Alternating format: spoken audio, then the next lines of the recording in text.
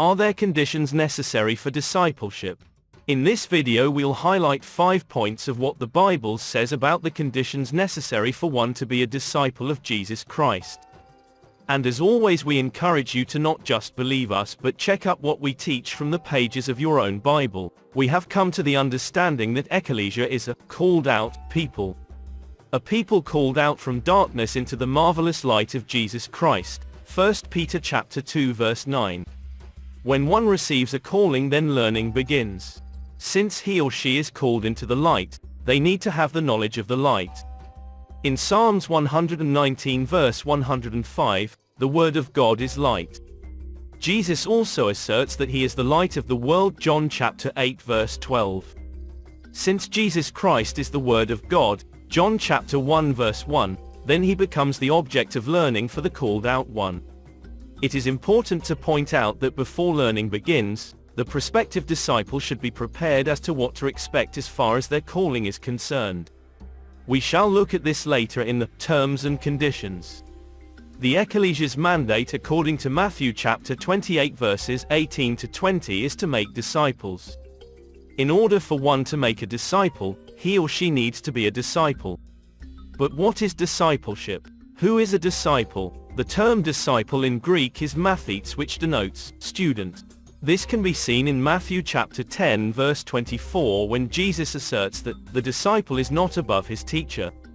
In other words, Jesus Christ commands his ecclesia to make the world its classroom, by way of teaching the nations. Discipleship can be described as the lifelong process of learning from Jesus Christ. When one is made a disciple, they in turn become a member of the body of Jesus Christ, that is, the ecclesia. The first place into understanding what discipleship entails is to first look at the conditions that come with it. A condition placed on a student who desires to pursue medicine is different from one who wants to pursue engineering. Likewise, we need first to know the conditions expected of one considering being a lifelong student of Jesus Christ.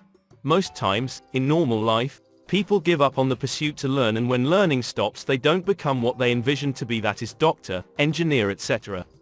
The scripture tells us that many are called but few are chosen, Matthew chapter 22 verse 14. The chosen few are the ones who have understood the terms and conditions that come with being a disciple and are willing to make it a lifelong pursuit. Let's look at these terms and conditions. 1. Hate. Luke chapter 14 verse 26, If any man come to me, and hate not his father, and mother, and wife, and children, and brothers, and sisters, yea, and his own life also, he cannot be my disciple. Becoming a disciple of Jesus Christ demands that one loves less his own life and family in light of the love for Jesus Christ. Priority should be given first to Jesus Christ before anything else. 2. Death. Luke chapter 14 verse 27, And whosoever does not bear his cross, and come after me, cannot be my disciple. The cross symbolizes death. One must be willing to die to self and submit to the lordship of Jesus Christ. Self denotes our flesh, sinful nature, which is opposed to Christ's nature. 3. Forsake. Luke chapter 14 verse 33, So likewise, whosoever he be of you that forsakes not all that he has, he cannot be my disciple. One who is considering being a disciple of Jesus Christ must be willing to give up all that he has. This can be material wealth, pleasures, associations, etc. 4. God's Word. John chapter 8 verse 31, Then said Jesus to those Jews who believed on him, If you continue in my word, then you are my disciples indeed. Abiding in God's word is also a proof of one's love for Jesus Christ, John chapter 14 verse 23.